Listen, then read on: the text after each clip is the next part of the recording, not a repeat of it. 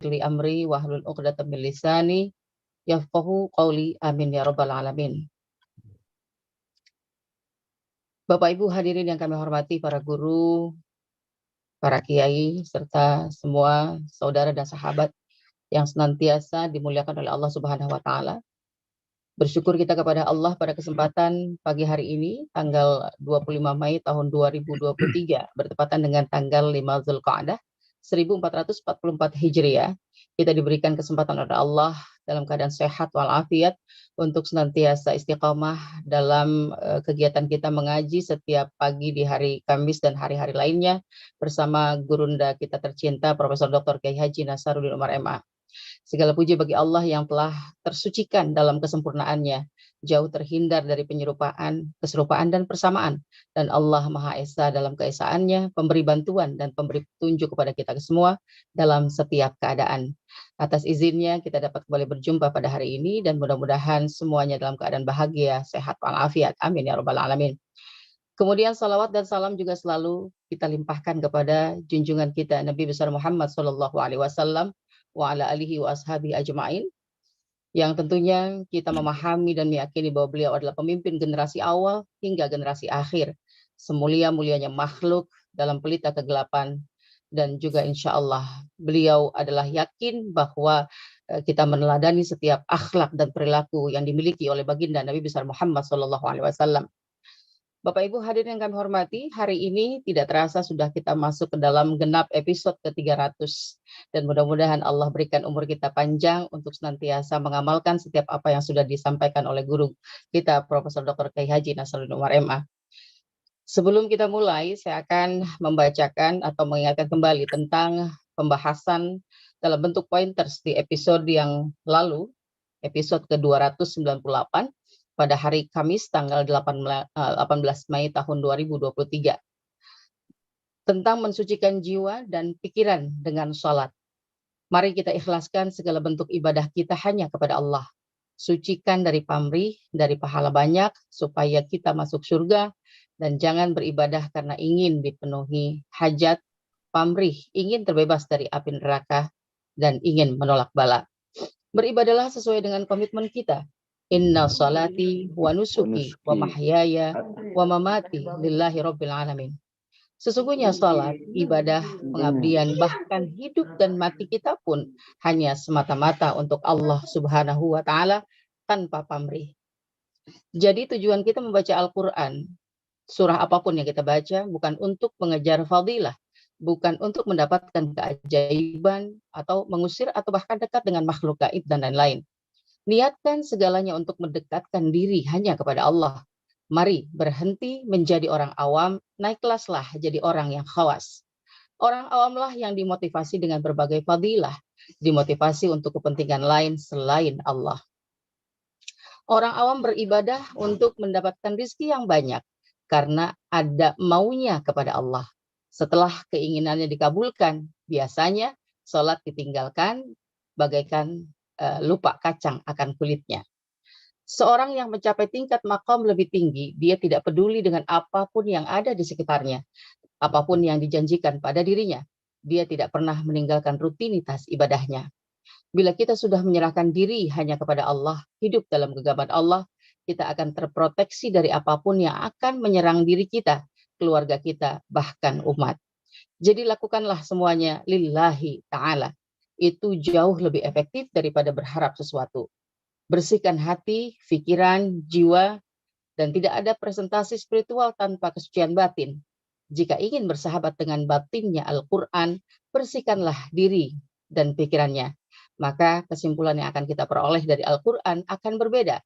Betapa indahnya membaca Al-Quran dengan suasana kebatinan yang sangat bersih dan suci.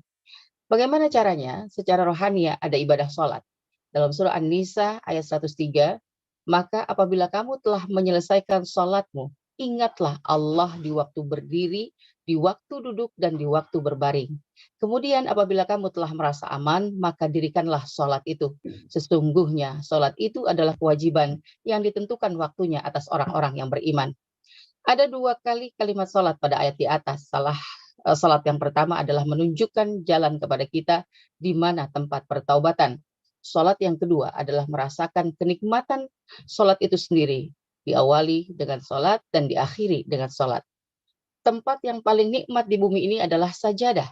Barang siapa yang tidak menemukan kenikmatan di atas sajadah, berarti inilah rahasia kehidupan. Syaratnya, jangan sholat karena beban atau sholat karena cinta kepada sholat. Dalam suasana batin yang bersih, penuh cinta dan kepasrahan kepada Allah, maka Al-Quran pun akan tersenyum saat kita membacanya. Quran mampu membuka tabir sendiri, manakala kita bersih lahir dan batin, manakala kita tawakal sepenuhnya kepada Allah. Demikian Bapak Ibu, sedikit banyaknya tentang pointers pembahasan kita di episode yang sebelumnya. Dan marilah sebelum kita mulai, kita baca doa bersama-sama, agar senantiasa apa yang disampaikan oleh guru kita ini mendapatkan hikmat di dalam diri kita dan insya Allah manfaat penuh barokah. Bismillahirrahmanirrahim. Allahumma akrimna binuril fahmi wa akhrijna min zulumatil wahmi waftah lana abwaaba rahmatik wansur alaina hikmataka ya arhamar rahimin. Ya Allah, muliakanlah kami dengan cahaya pemahaman dan keluarkanlah kami dari gelapnya keraguan-raguan dan bukakanlah bagi kami pintu-pintu rahmat-Mu dan bukakanlah pintu hikmah-Mu, wahai Zat yang paling pengasih di antara pengasih. Bismillahirrahmanirrahim. Baik, langsung saja kita sapa guru kita tercinta, Bapak Profesor Dr. Kiai Haji Nasaruddin Umar MA. Assalamualaikum, Prof. Waalaikumsalam warahmatullahi wabarakatuh. Apa kabar, Prof? Alhamdulillah, alhamdulillah. Ya, semoga sehat selalu, semakin banyak dibutuhkan umat bahkan negara. Mudah-mudahan Allah lindungi Profesor dan jaga Profesor beserta keluarga dalam keadaan baik dan penuh dengan kebahagiaan. Amin. Silakan Prof, dimulai saja kajiannya. Baik, bismillahirrahmanirrahim. Assalamualaikum warahmatullahi wabarakatuh. Waalaikumsalam. Alhamdulillahilladzi hadana lihada wa ma kunna linahtadiya laula an hadana Allah. La ilaha illallah wa asyhadu anna Muhammadan abduhu wa rasuluh. Al-mab'uts ila an-nasi kaffatan basyiran wa nadhiran wa da'iyan ila Allah bi'idhnihi sirajan munira. Allahumma salli wa sallim ala sayyidina wa habibina wa syafi'ina maulana wa qurrata a'yunina Muhammadin sallallahu alaihi wasallam. Amma ba'd. Bapak Ibu sekalian, marilah kita membaca surah Al-Fatihah dengan niat semoga surah Al-Fatihah ini memberikan berkah pada pertemuan kita ini sehingga kita bisa mendapatkan rahasia-rahasia yang kita cari. Ala hadhihi wa ala kulli niyatin salih wa ila hadratil Mustafa Nabi sallallahu alaihi wasallam wa ala alihi wa ashabihi wa man tabi'ahu ila yaumiddin. Al-Fatihah. A'udzu billahi minasy syaithanir rajim. Bismillahirrahmanirrahim. Alhamdulillahirabbil alamin arrahmanir rahim maliki yaumiddin. Iyyaka na'budu wa iyyaka nasta'in. Ihdinas siratal mustaqim, siratal ladzina an'amta 'alaihim ghairil maghdubi 'alaihim waladdallin. Amin. Bapak Ibu sekalian, pertemuan ke-300 hari ini. Jadi kalau kita bagi dalam satu semester itu standar minimumnya 12 kali pertemuan, maka kita sudah mengkaji tafsir teosofi ini 25 semester. Ya, 25 kali semester. Jadi kita ini sudah berada kalau misalnya S1 5 semester, S2-nya 3 semester, S3-nya 2 semester, berarti 10 semester ditambah 12 semester lagi pengajian kita di sini. Sudah 32 semester. Masya Allah. Tapi kok nggak bisa jadi muttaqin, belum bisa jadi wali, nggak bisa jadi macam-macam. Nah, ini pertanda bahwa kita itu memang takarannya kecil, tidak sanggup untuk menampung ilmunya Allah yang maha tak terbatas. Yang kita tahu, semakin banyak yang kita tidak tahu. Jadi semakin pintar orang itu semakin tawadhu. Jadi kalau ada orang merasa pintar, sesungguhnya belum menyadari kalau dirinya itu tidak pintar. Kalau kita sudah merasa nggak ada apa-apanya, ya orang itu sudah tahu kalau dirinya itu memang nggak ada apa-apanya dibanding ilmunya Allah Subhanahu wa Ta'ala. Belajar adalah karunia Allah, Bapak Ibu. Belajar hidayah yang paling besar. Menuntut ilmu itu kunci sukses. Man arada dunia fa'alaihi bil ilm. Barang siapa yang ingin sukses dunianya dengan ilmu. Wa man arada al-akhirah fa'alaihi bil ilm. Barang siapa yang ingin sukses akhiratnya dengan ilmu. Wa man aradahuma fa'alaihi bil ilm. Siapa yang ingin sukses dua-duanya dengan ilmu. Jadi kalau orang yang rajin belajar, tentu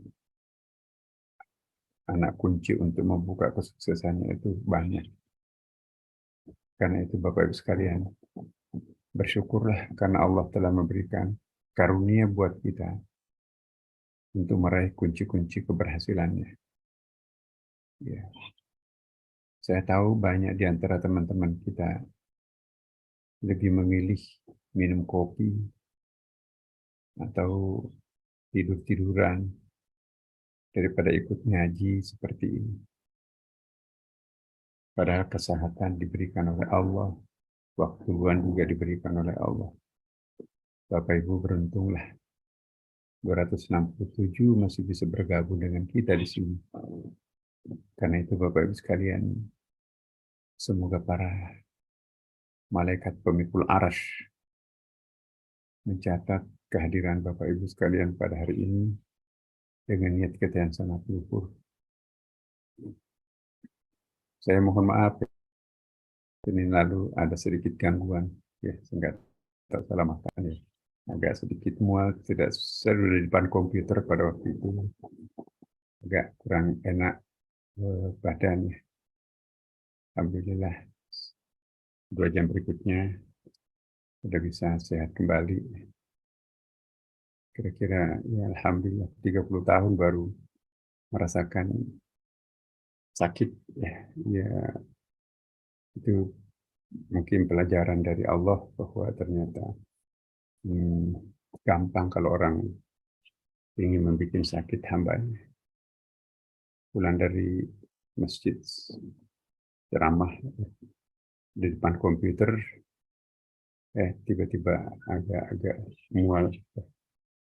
Saya mohon maaf sekali lagi Bapak Ibu, kita baru sekali absen karena faktor kesehatan. Ini kita akan melanjutkan pembahasan kita surah Al-Baqarah. Bismillahirrahmanirrahim. Alif Lam Mim. Dzalikal kitab. Sudah pernah kita bahas dzalika. Kenapa bukan hada? Nah, hari ini kita akan bahas apa itu Alkitab. Ya. Apa itu Alkitab, Bapak Ibu sekalian? Kita akan bahas hari ini dan insya Allah nanti kita akan agak sedikit kaget ya. Mohon maaf kalau pemahaman kita selama ini tentang Alkitab adalah seperti yang sering kita baca di dalam kitab-kitab terjemahan tafsir Kementerian Agama atau buku-buku yang sering kita baca selama ini. Di situ diartikan apa tadi diartikannya? Ya, Alif Lam Mim, kitab. Ini terjemahan Kementerian Agama. Kitab itu diartikan Al-Quran. Ini kita sudah bahas ya.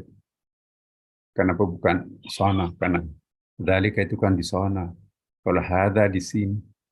Nah ini kita pernah bahas ini juga pada pertemuan yang lalu. Kenapa kita Kenapa Kementerian Agama menggunakan ini? Padahal di sini bahasa Arabnya dalikah. Dalika itu aslinya sesungguhnya berarti those di sana. Kenapa diartikan di sini? Alif Lam Mim sudah kita juga bahas pada pertemuan kita yang lalu. Apakah itu Alif Lam Mim dengan rahasia-rahasianya? Alhamdulillah kita sudah paham. Ada yang mengartikan alif itu singkatan dari Allah, lamnya itu singkatan dari malaikat, dan Allah, dan mimnya itu singkatan dari malaikat. Allahu a'lam. Tetapi Rasyad Khalifah pun juga memberikan makna lain, bahwa ternyata huruf hijaiyah dalam Quran yang menjadi fawatih suar itu adalah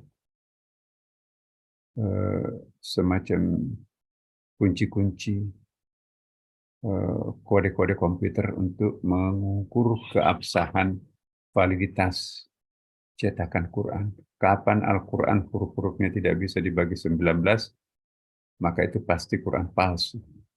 Alat pengukurnya adalah alif, lam, mim, kaf, ha, ya, ain, sad, ha, mim, ain, sin, qaf, yasin, taha, nun, dan seterusnya. Nah, itu nanti kalau huruf-huruf kosakata yang diawali huruf-huruf itu tidak bisa membagi habis kosakata yang diawali dengan huruf-huruf itu, berarti Quran palsu. Subhanallah. Nah, hari ini kita akan bahas Alkitab. Apa itu Alkitab, Bapak Ibu sekalian? Alkitab itu dari akar kata katabah. Katabah artinya menulis. Tapi menulis pada waktu turunnya Al-Quran itu banyak vocabnya. Bisa berarti talak, rasmi. Menulis juga itu rasamah. Apalagi talak, ya rasamah. Menulis juga. Jadi katabah menulis juga. Tapi pada waktu itu semantiknya penggunaan kata katabah menulis itu menulis kitab suci. Ya, kalau menulis tulisan biasa bisa berarti rasmon tulisan, bisa berarti khatam, tulisan-tulisan, catatan-catatan, makhtutat gitu ya. Padanannya kalau katabah itu adalah qara'ah. Qara'ah itu kalau membaca kitab suci, bahasa Arabnya pada waktu turunnya Quran itu qara'ah. Tapi kalau membaca syair, membaca kwitansi-kwitansi, membaca catatan-catatan, itu bukan qara'ah. Tapi biasa disebutkan dengan berbagai macam bahasa, misalnya talayat, menelaah, membaca gitu ya. Nah, jadi kalau kita sekarang ini, qara'ah nggak ada bedanya membaca kitab suci dan membaca Quran. Membaca Quran, membaca Quran, qara'ah. Padahal dulu waktu turunnya Quran, lain. Membaca kitab suci, bahasa Arabnya qara'ah. Membaca tulisan biasa, ya itu tala. Menulis kitab suci, menuliskan, itu katabah. Menulis tulisan biasa, surat, itu bisa berarti khaton atau bisa berarti rasmi. Nah, ini semantik. Setiap 100 tahun dalam ilmu linguistik itu, kosakata itu berpotensi berubah. Nah, inilah pendekatan hermeneutik diperlukan untuk memahami apa pemaknaan qara'ah pada waktu turunnya Quran, apa pemaknaan katabah pada waktu turunnya Quran. Sebab bisa kita keliru kalau tidak paham ilmu-ilmu semantik atau ilmu-ilmu yang erat kaitannya dengan ini, hermeneutik. Ya, kata sayyarah misalnya.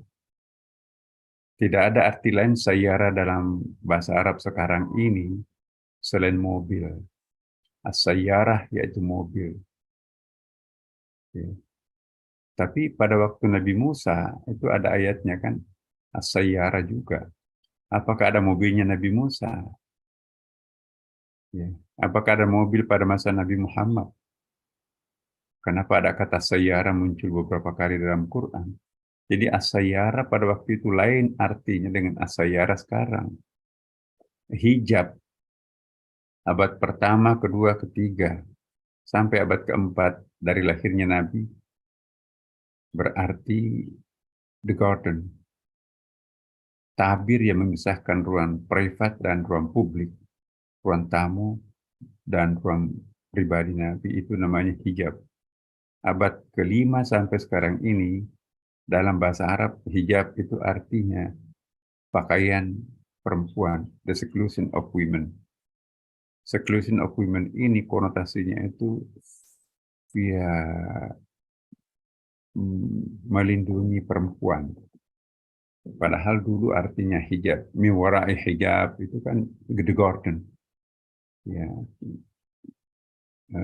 dinding tengah yang memisahkan ruang publik dan ruang privat. Inilah perlunya memahami ilmu bahasa Arab ini. Karena orang Indonesia itu tidak bisa memahami zaukul kalam, siakul kalam. Ya. Siakul kalam itu misalnya apa ya? Saya tadi berdiri lalu duduk, itu jalasah. Kalau saya tadi baring, bangun-bangun lalu saya duduk, itu qa'adah. Jalasah duduk setelah berdiri, qa'adah duduk setelah tidur. Diterjemahkan ke dalam bahasa Indonesia, qa'adah dan jalasah sama artinya duduk. Nah itu dia. Jadi faktor banyak yang bisa mempengaruhi pemaknaan kita terhadap kitab suci Al-Quran. Ya. Ad-din dan al-millah, bahasa Arabnya itu. Millah diterjemahkan agama, diterjemahkan agama. Lan tarda'ankal yahuda walan nasara hatta tattabi'a millatahum. Tidak akan pernah reda orang Nasrani, Kristen dan Yahudi itu sampai kalian ikut kepada agamanya. Itu Kementerian Agama menerjemahkan. Jadi ayat ini seolah pemicu bahwa kita memang harus selalu curiga terhadap Nasrani dan Yahudi. Jadi kita bernegatif thinking terhadap kelompok lain. Padahal yang dimaksudkan di situ bukan agama dalam pengertian sekarang ini ya, agama Kristen, agama Yahudi. Millah dengan adin sama-sama diartikan agama.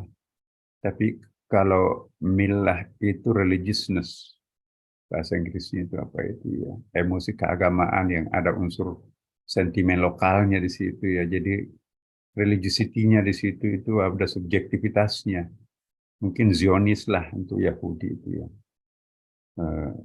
Sedangkan adin itu universalnya, ajaran luhur ya yang berisi kedamaian, ya yang berisi ketentraman, kesejahteraan umat manusia itu adin. Tapi kalau al-millah itu subjectivity, subjektivitinya orang-orang beragama itu ya itulah yang akan ditonjolkan. Jadi hati-hati kita ya memaknai satu kosakata.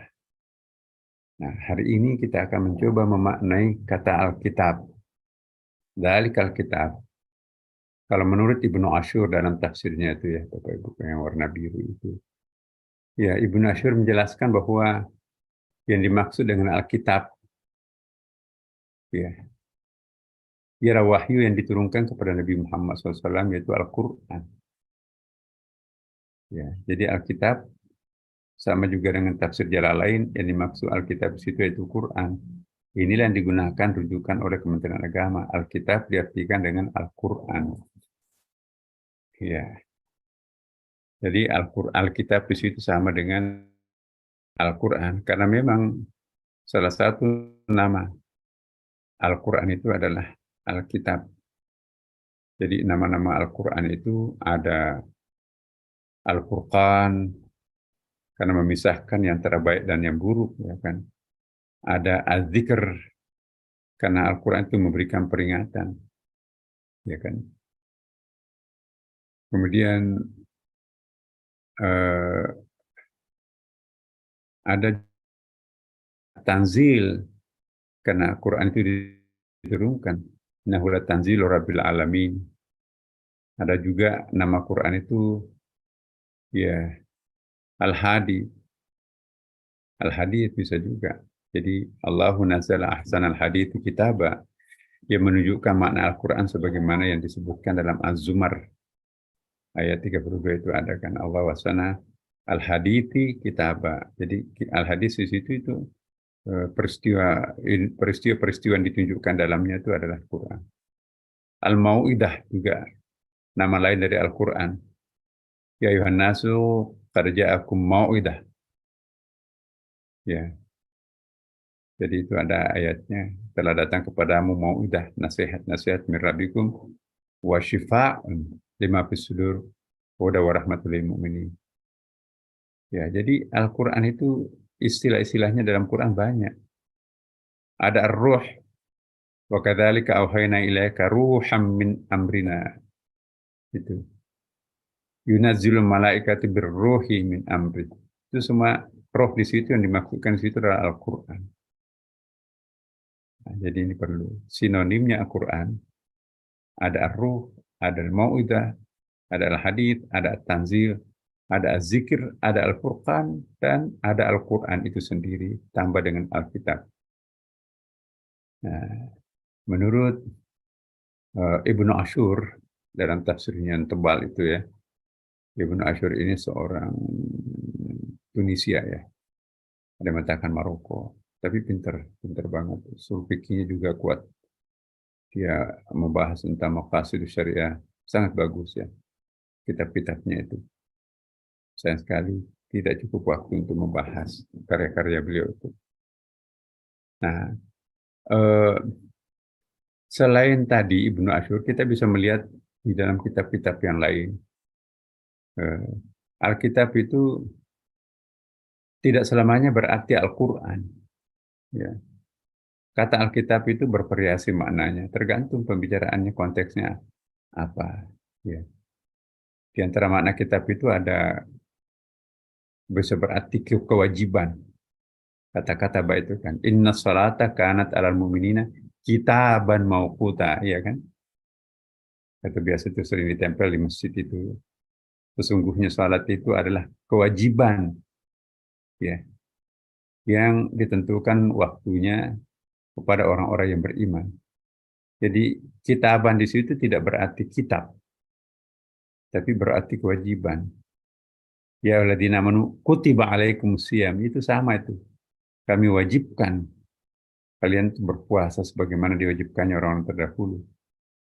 Jadi kata kitab itu tidak mesti berarti buku ya atau tulisan, tapi bisa berarti sebuah kewajiban atau suatu ketetapan Tuhan. Kemudian juga kata kitab juga bisa berarti hujjah. Al-hujjah wal burhan ya. Itu apa artinya hujjah burhan? Itu bukti dan penjelasan.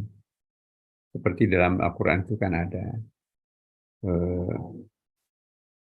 apa itu ya? Fa'tu bi kitabikum in kuntum sadiqin, itu ayat itu. Ya.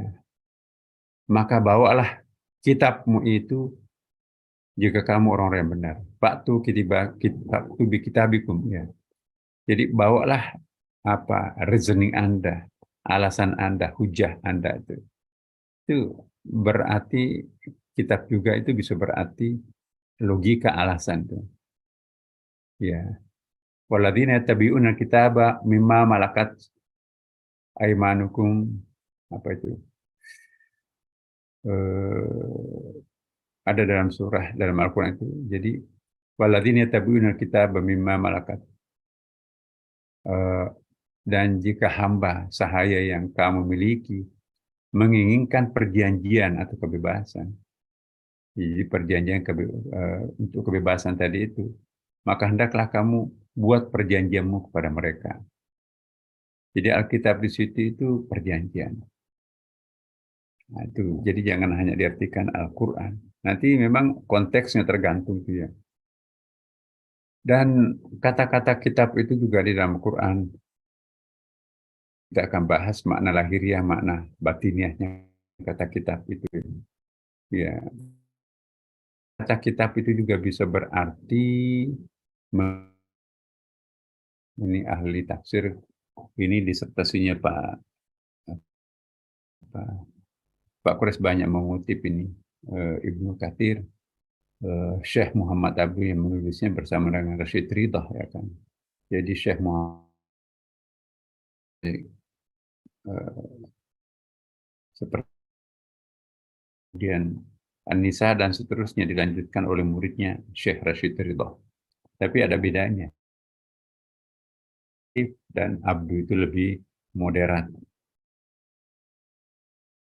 Nah, jadi menurut Ibnu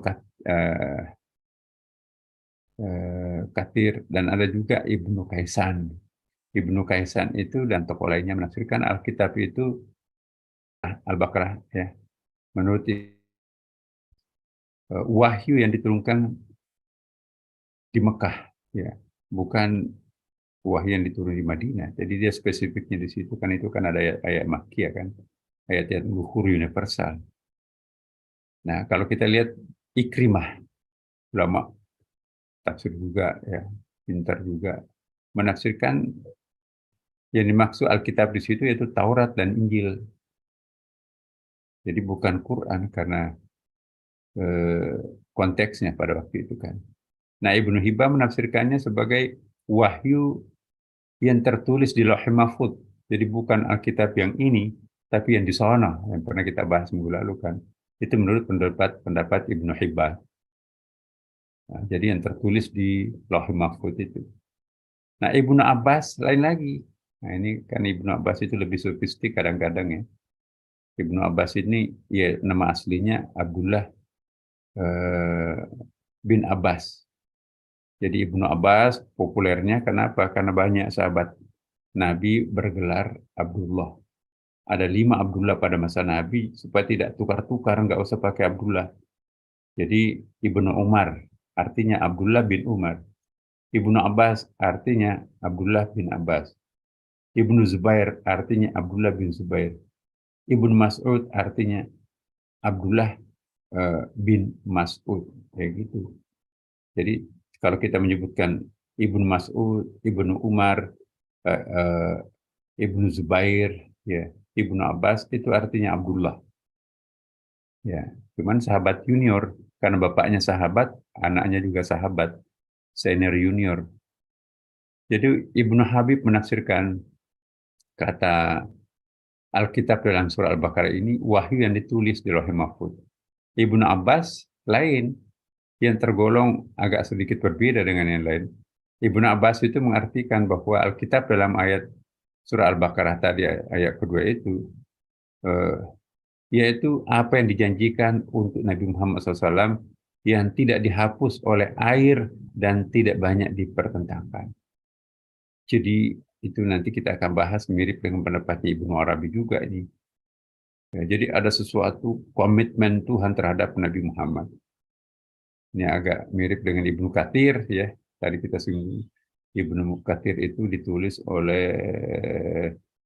ya tafsir bukan ya Ibnu Katsir ini satu ulama tafsir dan juga sekaligus ulama fikih. Ya, Ibnu Katsir menolak adanya penafsiran lain kecuali Alkitab pada ayat yang kita bahas itu tadi. Jadi kitab jangan diartikan kitab-kitab lain lah. Yang dimaksud kitab itu ya kitab yang dibawa oleh eh, Nabi Muhammad oleh para nabi. Jadi Taurat, Injil, Quran ya itu Quran yang dipublikasikan dalam Quran. Ya, itulah yang dijanjikan kepada Nabi Muhammad la raiba fih. Nanti kita akan bahas pada pembahasan la raiba fihnya itu ya. Nah, teman-teman sekalian, jadi itu sekelumit tentang arti kitab di dalam Al-Quran. Ternyata banyak sekali pengertian-pengertiannya. Nah, kita lihat bagaimana pandangan eh, Ibnu Arabi. Nah, ini saya suka merujuk kepada Ibnu Arabi di dalam memahami kosakata-kosakata tertentu. Makna teosofinya sangat bagus ya. Misalnya Alkitab itu ya, kita diajak untuk memahami lebih batiniah ya. Kitab itu kan artinya sesuatu yang dengannya bisa memberikan penjelasan terhadap kita, itu kitab. Jadi nanti padanannya bacalah. Nah, jadi apapun yang terlihat ya, itu adalah kitabullah. Karena kalau kita lihat di dalam tafsir Isyari, ada ayat yang pernah kita baca itu kan, Nun wal qalami wa ma yasturun. Nun itu apa ya? Nun itu kayak botol tinta, tinta. Nun itu tinta. Botol tinta dulu kan ada, dulu orang tua kita menulis itu, ini pena, ya, ini pena, dan ini botol tintanya, dan ini lembarannya. Jadi ada 3 unsur. Nun, botol, tinta, wal kalami, pena, alat atau kalam dulu istilahnya, wa maesrun dan lembaran. Lembaran ini dipakai untuk menulis. Jadi nun wal kalam maesrun. Tuhan tidak perlu repot-repot menciptakan satu persatu makhluknya. Cukup menciptakan kalam, dicelupkan ke dalam eh, botol tintanya. Kalam ini menulis satu titik di atas kertas. Titik itu makin memadat, akhirnya terjadi ledakan. Ledakan titik itu melahirkan partikel-partikel pecahan. Dan itulah disebut dengan asyajaratul bayadha. Ya, partikel pecahannya itu mengalami apa yang disebut dalam Quran, wa inna lamusi'un, mengalami expanding universe. Expanding universe ini meledak lagi dan seterusnya kan. Kalau balon itu ya ditiup meledak lagi. Ya. Jadi cukup satu titik. Jadi kita itu berasal dari suatu titik. Innalillahi wa inna ilaihi raji'un, dari satu titik. Titiknya yang ditulis oleh pena ajaib ini. Pena ilahi ini menulis sebuah titik. Dan rahasia titik itulah yang ada di dalam titik di bawah huruf bah pada Bismillahirrahmanirrahim. Pernah kita bahas itu kan, ada titik di bawah bah inilah Bapak Ibu. Ini ada titik ini. Perhatikan, itu ada titik di bawah bah. Itulah tulisan pena yang pertama. Ya. Dan pena itu menuliskan, ya, ya ini. Titik di bawah bah itulah segala sesuatu berasal dari titik itu. Itu tulisannya sang pena. Titik di bawah bah itu. Ya. Ada titik di bawah bah. Titik itu nanti meledak, kemudian partikel ledakannya itu menjadi planet. Planet itu nanti meledak lagi kalau mengembang. Dan pada akhirnya nanti semuanya akan kembali ke titik yang pertama itu. Ya. Kita sering mengatakan innalillahi wa inna ilaihi raji'un. Kita semuanya akan kembali kepada Allah. Tapi pendapat lain, kita semuanya akan kembali kepada sebuah titik yang ditulis oleh pena ilahi itu. Tapi ya dari mana titik itu? Tentu dari pena. Siapa yang menciptakan pena itu bergerak menulis itu? Ya Tuhan. Nah dengan demikian, apapun yang terjadi di alam semesta, itu artinya lukisan pena Tuhan. Itu yang disebutkan nun wal qalami mimma yasturun. Nun demi pena dan apa yang dituliskannya. Wa ma yasturun dan apa yang dituliskannya. Jadi tidak jatuh selembar daun dari tangkainya, melainkan tertulis di Lauhul Mahfuz. Lauhul Mahfuz itu lukisan kalam ini. Jadi pena ini menuliskan di Lauhul Mahfuz yang sekaligus menjadi blueprint terhadap semua peristiwa. Kita duduk di tempat ini sudah ada blueprintnya di Lauhul Mahfuz. tanggal 26 jam 5:45, 48 tadi kita mulai duduk di sini. Itu lauhul mahfuznya sudah ada tuh. Ya. Jadi tidak terjadi satu peristiwa apapun di bumi, melainkan sudah tercatat di lauhul mahfuz. Tulisan pena. Dengan demikian, kejadian-kejadian yang terjadi itu kitab. Karena kan itu lukisan. Kitab itu kumpulan tulisan kan. Kitab itu kumpulan tulisan. Jadi kalau kita melihat mendung di awan, ya, ada mendung, awan hitam di langit. Bacalah awan hitam itu. Bagaimana hasil pembacaan kita? Awan hitam itu kan bacaan. Itu kitab yang harus dibaca. Apa maknanya awan hitam? Sebentar lagi akan hujan kan? Pepatah kita mengatakan sediakan hujan, sediakan payung sebelum hujan ya kan?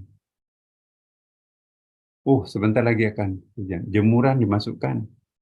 Hasil pembacaan kita, masukkan jemuran, sebentar lagi akan hujan.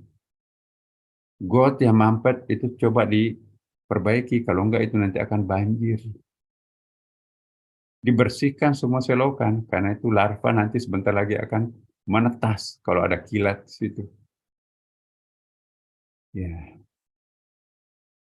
Lalu atap yang bocor itu coba ditempel, kasih ember, supaya enggak kemana-mana nanti airnya. Sebentar lagi akan hujan. Jadi pembacaan kita terhadap awan hitam. Awan hitam itu kitab. Dan jangan hanya kita melihat awan hitam, tapi implementasikan apa yang kita baca dalam bentuk perbuatan. Sediakan payung sebelum hujan. Sediakan ember agar tidak bocoran rumah kita kemana-mana airnya nanti. Perbaiki selokan supaya tidak mampet mengakibatkan banjir. Masukkan jemuran supaya tidak basah. Ya, cepat-cepat pulang. Kalau enggak kehujanan. Itu implementasi sebuah pembacaan. Jangan hanya kita melihat awan hitam, lantas kita berkemas-kemas melakukan tindakan. Tapi sehari-hari kita baca Quran, hanya membaca tapi tidak berkemas-kemas ya untuk melakukan aksi. Quran mengatakan, atiullah wa rasul, ikutilah Allah dan Rasulnya. Allah apa? Maha jujur. Kalau kita nggak jujur, kehujanan kita tuh. Nabi salat tepat waktu. Kalau kita tidak salat tepat waktu, kita nggak membaca itu. Jadilah pembaca. Nah, kalau kita di Barat ya, di Kanada atau di Amerika, ini kok kenapa ya daunnya itu menguning semuanya, kuning semua. Jadi seluruh pohon-pohon itu daunnya menguning. Ya Allah, cantik sekali itu kalau musim kuning di Amerika, di Kanada. Saya dulu di Kanada, teman-teman, Montreal tuh. Itu sepertinya kayaknya bukan dunia, sangat tidak Indonesia gitu ya. Kita di Indonesia di mana-mana hijau. Di Montreal, Kanada dulu, kami rekreasi keluar kota. Sejauh mata memandang pohon-pohon itu kuning seperti pohon itu berdaun emas. Ya, disiram sinar matahari mengkilap warna kuning, Masya Allah, cantik. Rasanya foto-foto. Tapi itu kita harus baca. Kenapa dia kuning? Bacaan kita kuning, sebentar lagi akan gugur. Gugur, begitu gugur.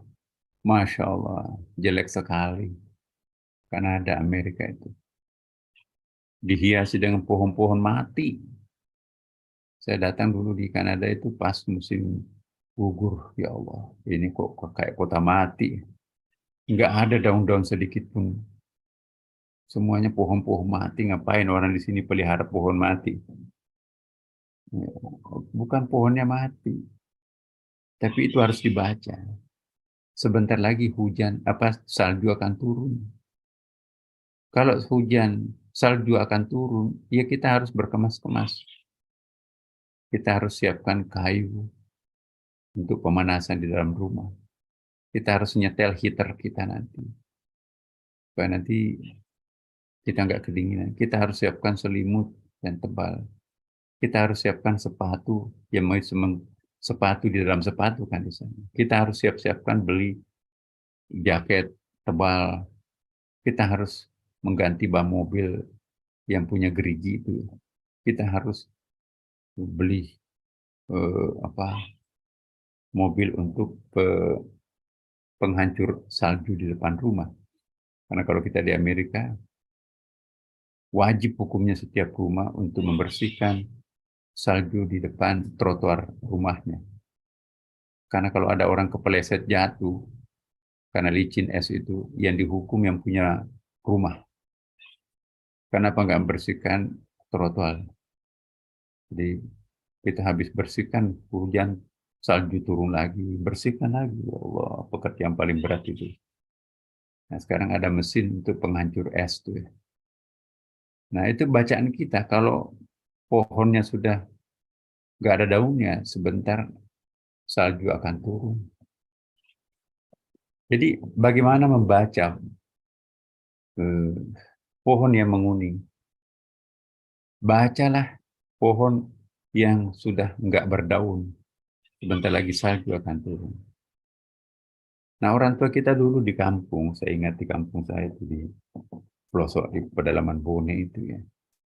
Ingat nenek saya.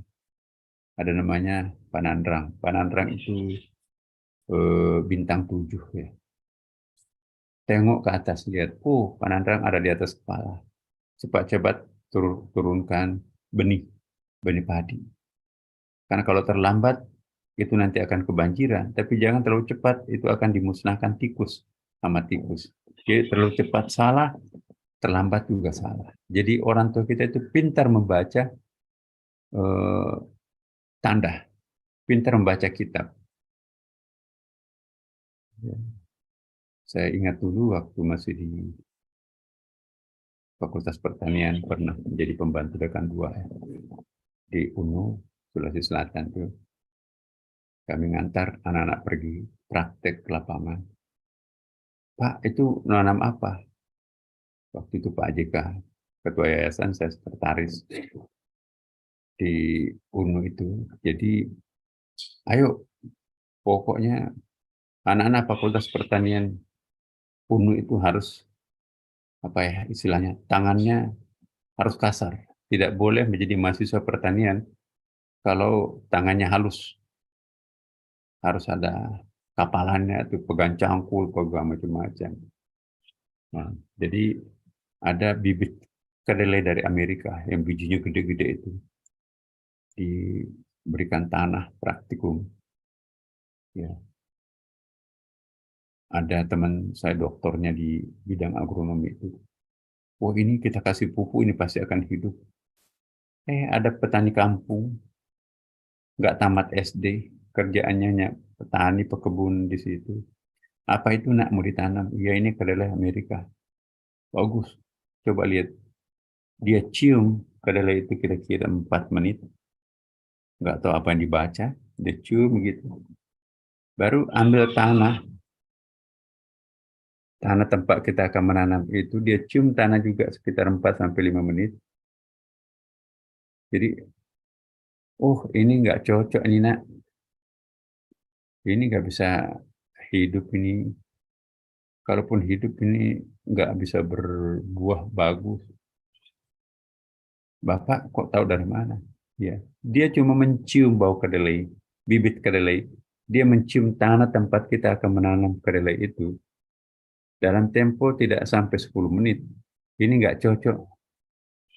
Padahal kedelai itu sudah dites di laboratorium. Tanah pun juga sudah dites di laboratorium di kampus itu. Ya, kata dosen pembimbingnya, bisa Pak, ini kan tergantung dari pupuknya. Ya coba aja Pak, menurut pendapat saya ini tidak cocok di tanah ini. Nah begitu ditanam 3 bulan, bagus ya, tapi nggak mau berbuah. Nah itu kan subur, tapi tidak ada buahnya keluar. Ya, yang benar siapa? Teman saya itu dokter, master dari IPB, dia dokter ya, yang ahli pertanian tuh. Ya, memang subur, tapi tidak berbuah. Orang yang tidak tamat SD, kerjaannya hanya pintar membaca kitab, tanda kutip ya, bumi. Dia hanya mencium, tanah ini nggak cocok ini untuk tanam kedelai ini. Jadi jangan memandang enteng orang kampung, tidak pernah belajar di perguruan tinggi. Apa sih yang dilakukan di perguruan tinggi kalau kita belajar? Membaca buku kan? Orang tua kita di kampung itu juga membaca buku, cuma bukunya bukan lembaran, kertas, membaca langit.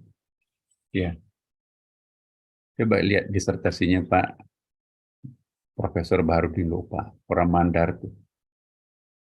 Nelayan itu kalau mau pergi melaut, cemplungkan kakinya sampai di lutut, ya, 5 menit, nunggu berita. Ada pesan, jangan melaut, bahaya. Dilepas pantai di sana nanti, ada gelombang tinggi, cuaca akan berubah cepat, nasi bungkus yang dibungkuskan oleh istrinya dibawa pulang. Istrinya nanya, Pak, kenapa pulang? Nggak jadi melaut.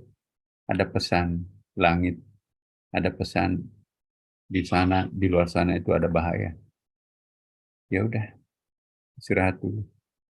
Anak muda yang tidak mengindahkan teknik seperti tadi, ya mungkin belajarnya di kelautan. Wah ini kok terang kok, langit terang di atas nih. Udah, gelombangnya juga eh, bersahabat. Pergi melaut, nyawanya hampir melayang, perahunya ditinggalkan. Boro-boro dapat ikan. Jadi ini satu contoh bahwa bacaan-bacaan orang kampung jangan dipandang enteng. Ya, bagaimana dapat ilmu? Ya dia persahabatannya dengan laut. Maka itu ada teknik persahabatan dengan laut. Maka itu orang-orang Mandar, orang Bugis itu kalau ke laut itu ada pemali-pemalinya kan, nggak boleh begini, nggak boleh begitu.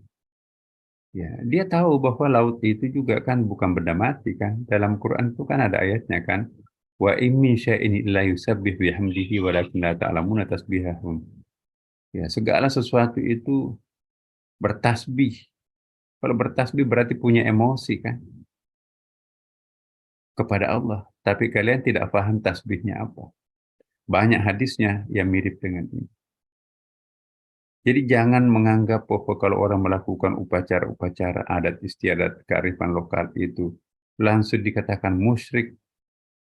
Selama dia tidak menyembah benda itu, tidak ada kemusyrikan di situ. Musyrik itu artinya apa?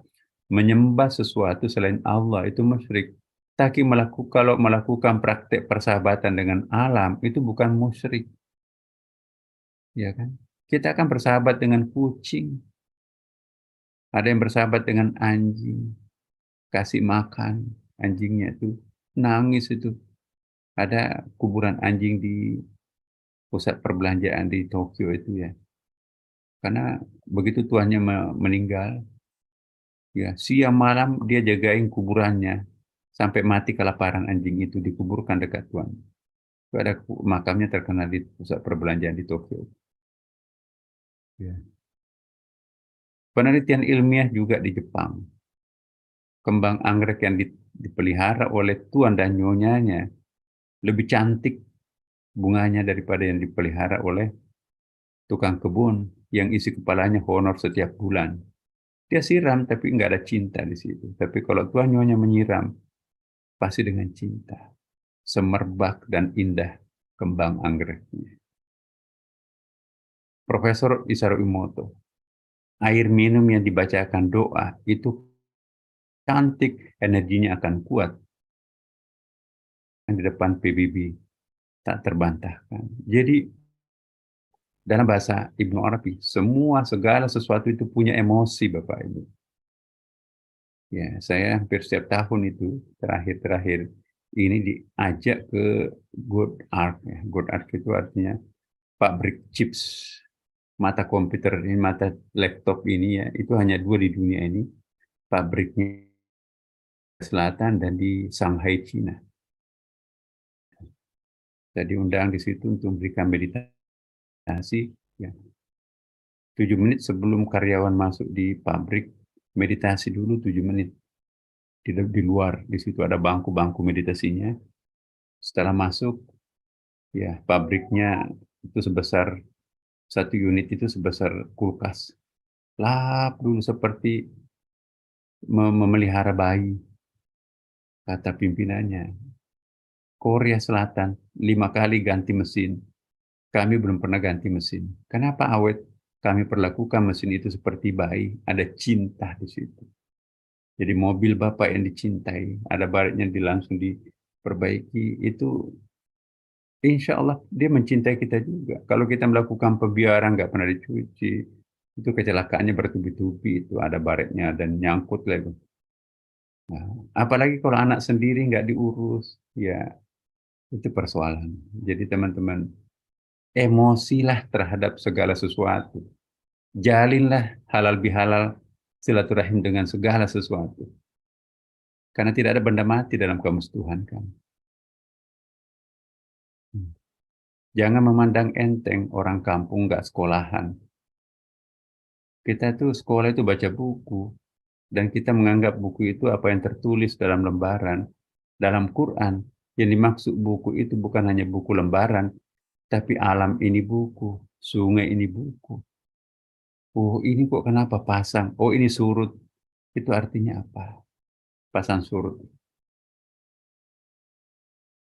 Nah, ini satu kasus. Boleh dibaca bukunya di Gramedia. Ketika Pinisi Nusantara, tahun keberapa zamannya Pak Harto itu ya, melakukan napak tilas Pinisi Nusantara ke Vancouver. Jadi Pinisi ini dibuat di Bulukumba itu.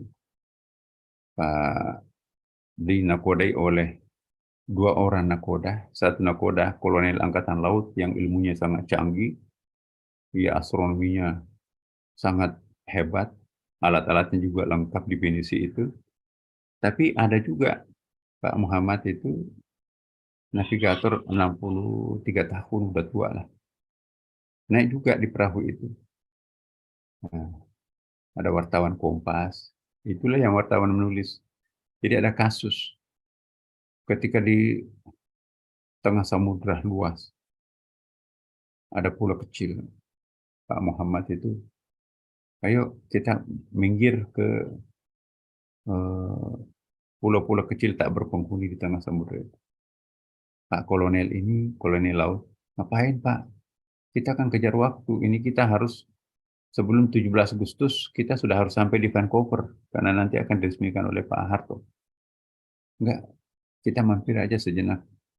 Ini kan untuk apa? Kan langit ini bagus, gelombang juga bersahabat. Pokoknya mampir. Iya, berpolemik lah. Satu pingin cepat-cepat nyampe, satu enggak. Mampir di sebelah utara pulau itu. Pak Muhammad berulah lagi. Jangan di sini parkirnya, kita harus ke sebelah selatan. Ya lumayan besarnya pulau itu, pindah lagi kapalnya itu ke sebelah selatan. Untuk apa yang habis-habis waktu ini? Ya, kalau mau jalan-jalan aja, saya biar sendiri di pulau ini, kata Pak Muhammad. Enggak mungkin kan? Ya, Masya Allah, tidak sampai 2 jam setelah itu, gelisah lah kenapa kita habis waktu di sini. Tiba-tiba langit berubah menjadi hitam. Gelombangnya luar biasa besar. Seandainya parkir perahunya di bagian utara pulau itu, pasti perahunya itu akan terhempas, bisa pecah itu. Karena berlindung di sektor selatan, nggak ada gelombang sektor selatan karena gelombangnya di utara. Barulah kolonel Angkatan Laut itu, Masya Allah, ilmu apa yang digunakan oleh Pak Tua ini. Masih gelap-gelap tuh, Pak Tua, Pak Muhammad, ayo kita jalan. Kolonelnya, jangan dulu Pak, ini masih gelap nih. Enggak apa-apa. Jalan aja. Akhirnya perahu jalan, masih gelap. Di jam berikutnya, langit kembali terang. Ditulis dalam bukunya Kompas itu, sahabat kita ya, Pak siapa namanya itu seorang Katolik kelahiran NTT itu, menulis buku itu. Luar biasa, nelayan Bugis itu lebih cerdas daripada kolonel Angkatan Laut.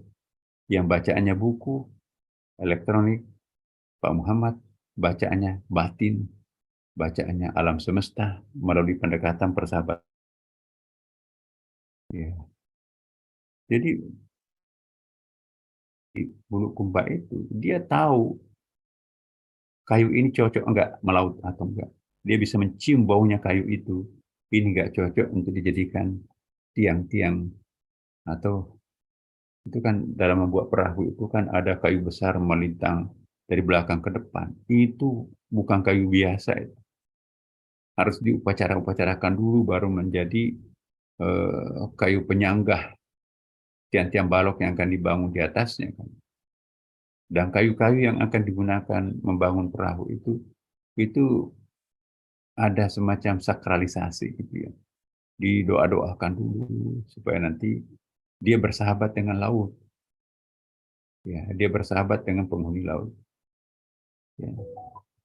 Dan ini juga saya pernah rasakan sendiri Bapak Ibu sekalian. Supaya yakin Bapak Ibu apa yang saya saksikan ini wallahi wabillahi wa tallahi.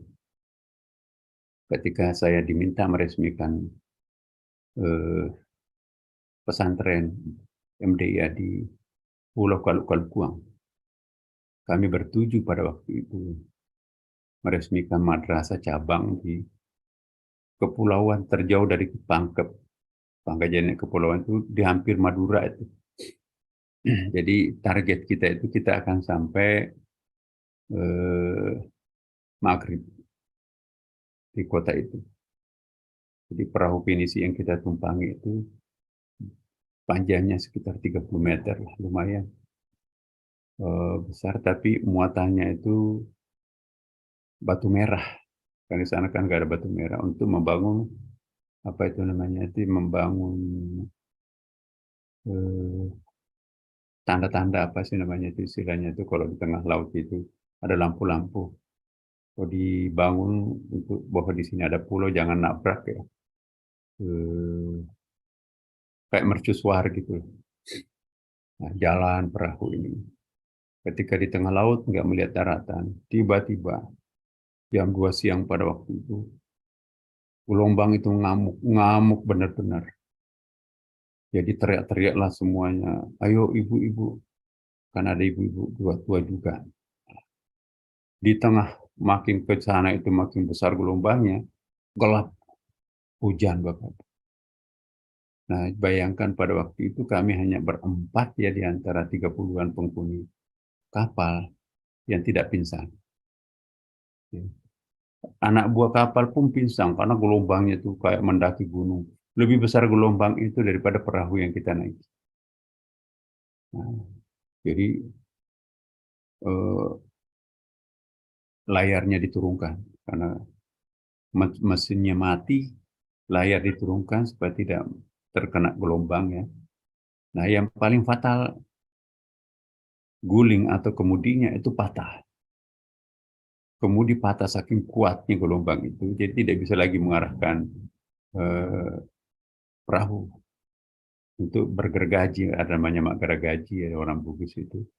Kalau kita berhadapan dengan ombak, jadi jangan ombak itu menghempas badan, tapi buritan kapal yang harus melawan ombak besar itu. Jadi loncat-loncat itu perahu di atas ombak. Nah, mengarahkan melawan ombak itu patah. Ada kemudi kecil cadangan, tapi itu kemudiannya nggak kuat untuk membelokkan itu. Ya udah, saya waktu itu pasrah. Ini mungkin ajal sih. Cergian tempat air minum itu saya buang airnya. ya ada 30 liter kali. Ya udah, saya ikatkan di pantat saya. Kalau ada tenggelam masih ada penyelamat. Ini kan nggak ada apa itu, tidak ada pelampung, nggak ada namanya perahu tradisional. Teman-teman saya yang 7 orang, 6 orang itu saya ikat karena bisa terlempar jauh ke laut nanti. Kita kan tidurnya bukan di dalam ya, tapi di pelataran. Karena di dalam buritan kapal, di dalam kapal itu batu merah. Kalau masuk airnya itu teriak-teriak nakodanya, ayo timba airnya. Saya juga mompa air keluar itu nggak bisa. Ternyata air yang masuk ke batu merah itu meresap. Jadi airnya nggak kelihatan, mau dipompa gitu kan. Dipompa nggak ada air yang keluar, jadi tambah berat perahu. Sampai tengah malam, nggak pernah makan. Pagi-pagi redah gelombangnya, kita nggak mau kemana. Saya tanya nakodanya, kira-kira umur 65 tahunan tuh. Saya nggak tahu namanya. Aduh, jatuh ini. Pasti terlempar. Saya cari kegelapan malam itu. Saya hitung teman-teman saya yang saya ikat itu masih ada lengkap. Nah, kira-kira jam 6 lewat 10 menit ada mulai cahaya. Gelombangnya juga mulai bersahabat. Oh, nakodanya itu naik di buritan kapal, di ujung paling ujung kapal itu berpegang kepada sebuah tali dalam keadaan telanjang. Jadi tinggal celana kolor. Pak, saya kira terlempar, Pak, saya kira jatuh. Dia kasih kode begini, jangan teriak, jangan negur-negur. Ya, teman-teman saya belum sadar. Ada keanehan, Bapak Ibu. Karena saya merasa kok ada yang nabrak-nabrak perahu dari bawah. Dung, dung, dung, dung. Nah, setelah jam 6.30 pagi, ya, saya menengok di sebelah kiri kapal itu, ikan lumba-lumba yang hitam itu ratusan di sebelah kiri, Bapak Ibu. Sebelah kanan juga ratusan. Jadi ternyata lumba-lumba ini yang bunyi-bunyi tadi itu kayak nabrak-nabrak perahu itu. Rupanya lumba-lumba itu yang menolong kami. Tanpa guling, tanpa kemudi, diarahkan kita ke pulau tempat tujuan. Nah, pulau tempat tujuan itu kira-kira sudah agak dangkal, dijemput oleh masyarakat setempat di sana. Disangka kita sudah mati ya. Dijemput sore, sore berikutnya baru nyampe. Nah, akhirnya perahu itu tenggelam, Bapak Ibu. Tapi kami sudah naik ke atas. Jadi kalau di tengah laut itu tenggelam, maka kami tidak ada di tempat ini, Bapak Ibu. Dan ini fakta saya rasakan bahwa keajaiban-keajaiban di alam semesta ini ada. Bagaimana mungkin ratusan ikan lumba-lumba yang hitam tuh, yang licin, tinggal satu jengkal ini tidak tenggelam perahu kami. Itu yang menggiring kami ke pulau tempat tujuan. Di situ sudah heboh bahwa kapal ini tenggelam, ya. Dan alhamdulillah kita selamat. Nah, ini satu fakta bahwa pembacaan ini jangan hanya pintar membaca kitab, tapi bersahabatlah dengan alam semesta. Ini yang disebut Alkitab. Kitab itu harus dibaca. Pohon itu kitab, langit itu kitab, laut itu kitab, gunung itu kitab. Ya, semua adalah kitab. Karena itu adalah pena Tuhan yang sedang bergerak. Pena Tuhan yang bergerak itu melahirkan makhluk. Dan itulah makna nun wal kalam wa ma yasturun. Demikian Bapak Ibu. Assalamualaikum warahmatullahi wabarakatuh.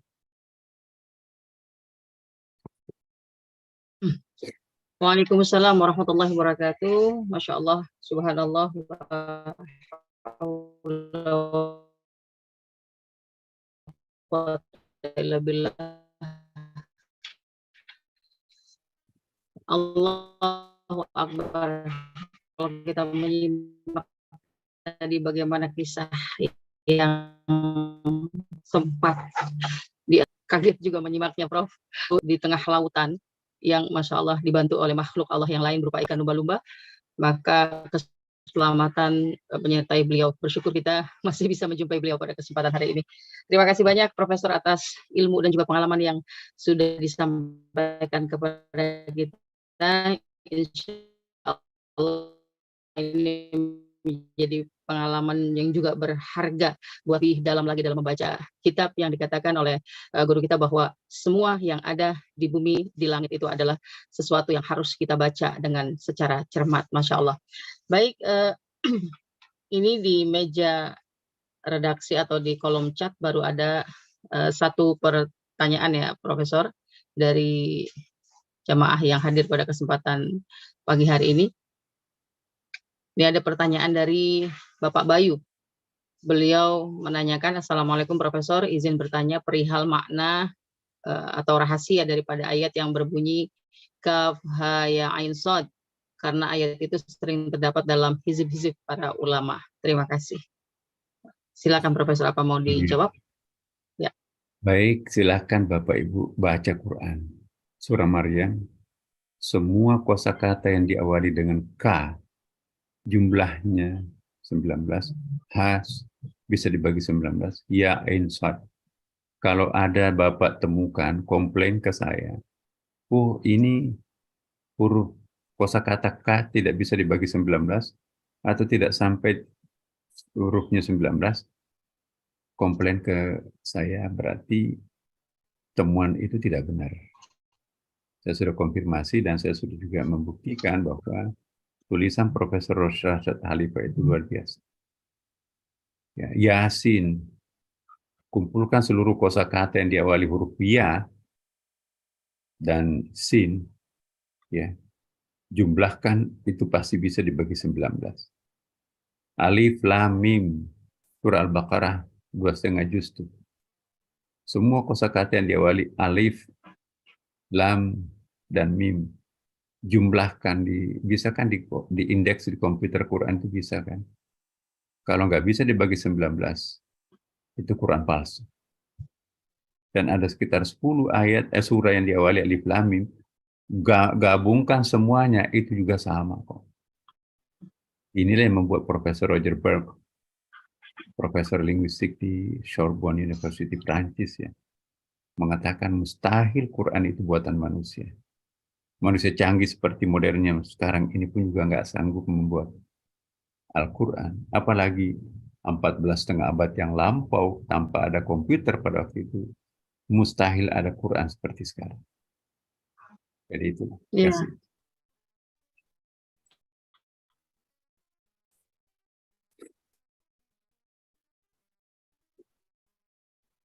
Baik, ini ada pertanyaan berikutnya dari Ananda Ahmad mengenai surat Al-Baqarah dalam tafsir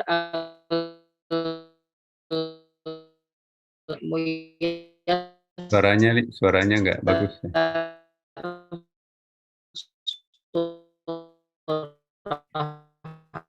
Ya maaf, sinyalnya kurang bagus. Ayat 2 adalah orang-orang yang bertakwa mengambil manfaat darinya dengan ilmu. Oh ya, pertanyaan. Halo? Ya, bentar. Ya. Tadi putus-putus. Halo? Iya. Tadi diulangi lagi, enggak jelas. Pertanyaannya, iya, putus-putus. Pertanyaan dari Ananda Ahmad Fikri, dalam tafsir Al-Muyassar, surah Al-Baqarah. Halo? Ya. Jelas, Prof? Halo? Ya. Tapi di sini bagus sinyalnya. Ya, baik. Pertanyaannya dari Ananda Ahmad Fikri, dalam tafsir Al-Muyassar surat Al-Baqarah ayat 2 adalah orang-orang yang bertaat dan amal soleh. Bagaimana kita untuk mengambil generasi muda yang semakin haus untuk menjadikan amal soleh kita di dunia, sekaligus mengimbangi ilmu akhirat dengan ibadah dan pengajian. bisa mengkaji ilmu-ilmu dan juga mengamalkannya dalam bentuk amal soleh. Iya, saya kira memang Bagaimana caranya? elaborasi antara ilmu-ilmu rasional dan ilmu-ilmu laduni ini perlu paralel ya. Jangan pernah merasa sempurna kalau hanya pintar menguasai ilmu-ilmu kauniyah, ilmu-ilmu eksakta kealaman. Tapi di atas langit masih ada langit, di atas langit masih ada langit. Di dalam kulit masih ada kulit. Di dalam kulit itu pun juga masih ada kulit dalam ilmu bawang itu kan. Jadi alangkah bagusnya kalau kita terus menelusuri. Ya, hati kita pun juga dalami hati kita. The more you go inside in your heart, you will be there, you will be closer to the God. Makin dalam Anda masuk ke dalam relung-relung hatinya, makin Anda akan temukan siapa Tuhan sesungguhnya. Man arafa nafsahu, faqad arafa rabbahu. Jadi inilah kita perlu kontemplasi. Kelemahan kita manusia modern, manusia canggih sekarang, nggak mau berkontemplasi, Bapak Ibu. Salat itu kontemplasi. Aqimis salata li zikri. Dirikanlah salat untuk berkontemplasi. Saya cenderung mengartikannya aqimis salata li zikri. Dirikanlah salat untuk berkontemplasi. Berkontemplasi itu kita menghilangkan seluruh reason kita, pikiran kita. Serahkan diri ini sepenuhnya kepada Allah Subhanahu wa taala. Lupakan depositonya berapa, lupakan problem hidupnya apa, lupakan semuanya. Jadilah hamba di depan Tuhan yang Maha Kuasa. Engkau Tuhan, kami hamba. Sami'na wa ata'na. Apapun yang Engkau akan kehendaki pada diri saya, aku akan menjadi seperti air yang mengalir. Aku akan menjadi seperti sampah di atas air mengalir itu. Kemanapun akan bermuara, aku ada di sana. Jadi nggak usah pikirkan dirinya. Ketika kita sholat, inna sholati wa nusuki wa mahyaya wa mamati lillahi rabbil alamin. Hanya Engkau ya Allah, terserah Engkau. Mau masuk neraka, mau masuk surga, itu urusan Engkau ya Allah. Aku hamba. Di bawah telunjukmu, aku berada. Ketika kita mencium sajadah, seperti kita mencium kaki kebesaran Allah, terserah Engkau ya Allah. Mau kemana membawa hambamu. Aku tidak peduli. Surga-surga, neraka-neraka. Aku nggak ada neraka bagiku. Aku nggak ada surga bagiku, yang ada hanya Engkau. Terserah. Sakit-sakit, iya nggak apa-apa. Nikmat-nikmat juga nggak apa-apa. Yang penting Engkau, aku. Engkau, aku adalah aku. Engkau Tuhan, aku hamba. Udah pasrah. Kenapa harus malu? Kenapa harus merasa sakit? Engkau segalanya. Aku hadir karena Engkau. Aku siap menerima kenyataan dari Engkau. Ya, udah. Allahumma antas salam wa minkas salam wa ilaika ya'udus salam. Fahayyana rabbana bisalam wa adkhilna jannata darussalam. Tabarak rabbana wa ta'ala ya dzal jalali wal ikram. Udah. Neraka terasa surga kok kalau seperti itu. Jangan takut masuk neraka. Nerakanya Allah juga kan. Udah, bismillah. Terserah dia. Mau surga, mau neraka. Pasrah kepada Allah. Saya kira gitu. Baik. Kemudian masih ada 5 pertanyaan ini, Prof. 4. Dari Bu Nurminan Nainggolan. Ini menyikapi daripada peristiwa yang tadi Pak Profesor alami di tengah lautan. Beliau bertanya, bagaimana dan apa yang dibaca pada saat peristiwa segenting seperti itu, Prof? Ada tidak amalan yang dibaca sebagai bentuk kekuatan kita untuk bergantung kepada Allah? Ya itu, saya juga nggak tahu baca apa pada waktu itu, pasrah aja. Tapi saya nggak pernah takut.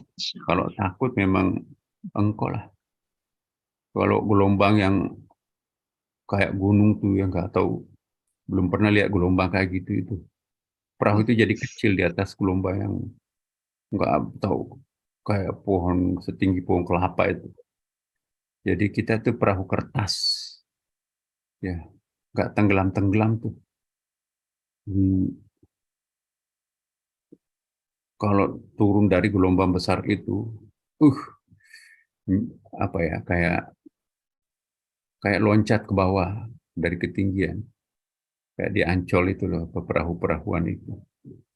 Nah, tapi udah, kalau memang mati di sini, ya saya yakin mati syahid karena saya akan meresmikan pesantren tahfidz Quran di Pulau Kalukuan di situ. Penting sahabat saya, eh, guru saya juga ada satu orang guru saya juga ikut kiai. Nah, tapi setelah sampai baru mereka sadar. Jadi dikira dirinya tidur. Kita kenapa pada basah ya?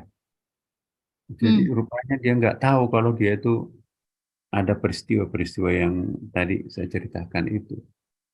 Dia katanya, waduh saya tertidur nyenyak, bukan tidur, itu pingsan 24 jam gitu.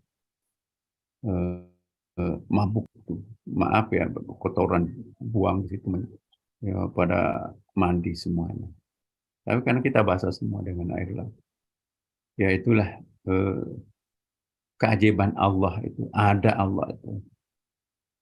Memang terasa Tuhan itu ada. Secara logika nggak mungkin ada kehidupan di dalam itu. Ya, jadi kalau memang belum sampai aja ya itu. Kenapa ada ikan yang jadi menolong kita?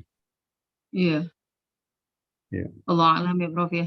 Artinya mungkin bukan bacaan apa yang harus kita baca, tapi memang kesiapan justru batiniahnya Profesor memang secara tidak langsung sudah betul-betul siap. Sehingga menghadapi peristiwa genting pun merasa tak gentar. Entah kalau itu yang saya alami, ya Allah, naudzubillah min dzalik. Baik, Profesor, ini juga ada pertanyaan dari Ibu Bapak Rusli Siri. Assalamualaikum, Prof. Izin bertanya, mana yang lebih banyak pahalanya antara menamatkan Al-Quran atau hanya membaca satu surah saja, tapi berulang-ulang? Iya, Silakan, Prof. Allah dalam, bagi kita jangan kejar pahala itu orang awam.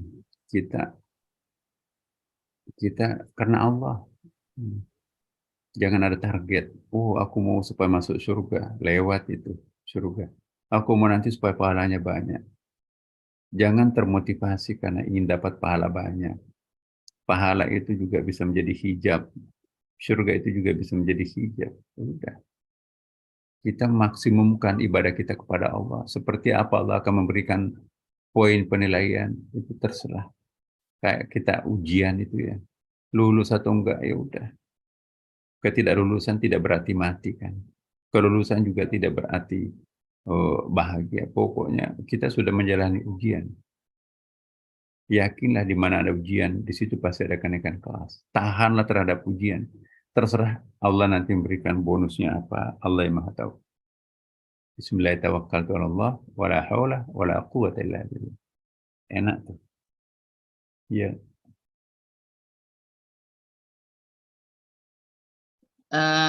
Berikutnya dari Bapak Jumardi Lanta, Makassar. Apakah orang yang bisa berkomunikasi dengan alam semesta tersebut ada amalan khusus yang dilakukannya sehingga memiliki kemampuan dan kapasitas? Demikian, Prof. Latihanlah bersahabat dengan alam. Contoh, kalau ibu punya kucing kan, ya, ikut tuh kucing itu. Baru lihat di itu ada anak-anak di rumah itu kerjaannya kami punya banyak kucing. Ya, jadi begitu dia datang bawa, oh dikerumunin sampai naik ke punggung-punggungnya tuh. Jadi ada rasa di situ. Nah, kalau kita memelihara kembang, ya dekat-dekat rumah saya juga banyak kembang. Jadi bersahabatlah dengan tanaman. Tanaman itu berdoa. Ya. Kalau pulang dari masjid, beri salamlah kepada tumbuh-tumbuhan. Tersenyumlah kepada mereka. Pohon-pohon yang ada di sekitar kita itu kan berselawat terhadap kita, kan balas. Assalamualaikum. Ya. Assalamualaikum. Bahkan mampir elus-elus. Assalamualaikum. Assalamualaikum. Ya. Ada bulan di tengah jalan, kita lihat ditengok, itu assalamualaikum, beri salam terhadap mereka. Mau dijawab atau nggak dijawab nggak ada urusan. I love you, aku mencintaimu. Assalamualaikum. Ya, pokoknya beri salam terhadap mereka semuanya. Ya, nikmat itu, berubah itu. Sekonyong-konyong bukan pohon. Ya, nanti pasti ada keajaiban. Cintailah semuanya, maka dia akan membuka hijab-hijabnya. Gitu. Baik, selanjutnya ada pertanyaan lagi dari Bapak Ahmad Nurkholis. Izin bertanya, Prof. Bagi 19 itu apa artinya atau apa maknanya ya, Prof? Saya juga nggak tahu, tapi dalam ilmu matematik, kelipatan atau kombinasi angka paling rendah 1 dan angka paling tinggi 9, itu adalah pembagi yang paling berat dalam ilmu matematik. Kalau dibagi genap, misalnya 10 dibagi 2, enak tuh, 5, ya kan. Tapi kalau pembaginya itu kombinasi 1 ganjil, dan 9 juga ganjil, 19. Dalam ilmu matematik itu pembagi yang paling berat itu adalah angka 19. Nah, Al-Quran menggunakan kombinasi 19. Ya kan? 114 surah dalam Quran, itu dibagi 19 sama dengan 6. Jumlah basmalah, coba nanti baca Bapak Ibu. Hurufnya Bismillahirrahmanirrahim. Kalau dalam ilmu bahasa Arab itu tasydid dan tanda panjang itu satu huruf juga. Persis jumlahnya juga 19. Jumlah basmalah dalam Quran 114. Ya kan? Ada satu surah yang tidak punya basmalah, surah At-Taubah. Tapi ada juga satu surah double basmalahnya, satu di pendahuluan, satu di batang tubuh, yaitu surah An-Naml. Kalau ada basmalahnya At-Taubah, lebih basmalah itu 115 sehingga tidak bisa dibagi 19. Nah, itulah maknanya 19. Wa 'alaiha tis'ata asyar, ada ayatnya kan? Dan di atasnya ada angka 19. Itu surah Al-Mudaththir. Wa 'alaiha tis'ata asyar. Apa itu artinya tis'ata asyar? Ya, jadi itu semuanya misteri Al-Quran. Nah, lalu ayat yang paling pertama Tuhan turunkan itu Iqra bismi rabbikal ladzi khalaq, khalaqal insana min 'alaq, Iqra wa rabbukal akram ladzi 'allama bil qalam, 'allamal insana ma lam ya'lam. Itu lima ayat tapi dibagi itu kosakatanya itu persis 19. Jumlah ayatnya surah Al-Alaq 19. Baca dari awal, dari bawah ke atas ya, qul a'udzu birabbin nas, qul a'udzu birabbil falaq, qul huwallahu ahad, sampai anak tangga 19 ketemu di situ Iqra bismi rabbik. Dari atas amma yatasaalun, abasa wa tawalla, turun ke bawah persis angka 19 ketemu juga dengan Iqra bismi rabbik. Jumlah kosakata di dalam surah Al-Alaq 19 ayat itu juga bisa dibagi 19. Coba. Allah dalam Quran itu berapa itu pernah saya dalam buku saya juga ada, itu bisa dibagi 19, 2.600 sekian. Jadi teman-teman, semakin dikaji Quran itu semakin muncul rahasianya. Rajinlah mengkaji Quran, maka pasti akan menemukan keajaiban setiap hari. Terima kasih. Baik, Masya Allah ya, itu misteri rahasia Al-Quran yang memang termaktub di dalam bilangan-bilangan ya. Profesor, ini ada pertanyaan susulan, apa masih ada waktu untuk Silakan. ketersediaan waktu Bapak? Baik, ini dari Ibu Rabita Ceris ya. Prof, ada satu majelis taklim yang saya ikuti, ada ustazah berpendapat bahwa keaslian Al-Quran itu nggak perlu dibuktikan. Sementara keistimewaan Al-Quran itu pada saat ini memang banyak juga dibuktikan oleh para pakar, seperti Prof tadi juga begitu banyak mengungkapkan betapa Al-Quran itu keistimewaannya luar biasa dan dijelaskan pada saat ini. Kemudian ada juga para pakar lain seperti Prof Rashad Khalifa, kemudian juga ada dari luar negeri Jacques Barkiu, itu juga menyampaikan tentang keistimewaan Al-Quran. mohon pencerahan. Maksudnya beliau apakah ini bertentangan dengan apa yang disampaikan oleh Ustazah tadi, bahwa nggak perlu ada pembuktian tentang Al-Quran gitu, keistimewaan Al-Quran. Silakan Prof.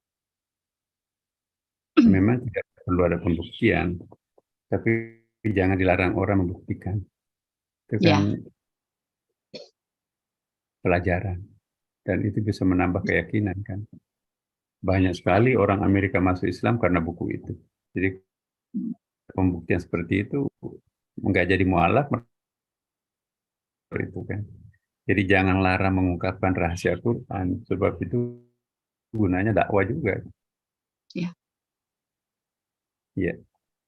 Baik, dan itu juga penting buat kita untuk semakin menambah keyakinan dan merasa takjub dengan keistimewaan Al-Quran ya Nah, Prof ya.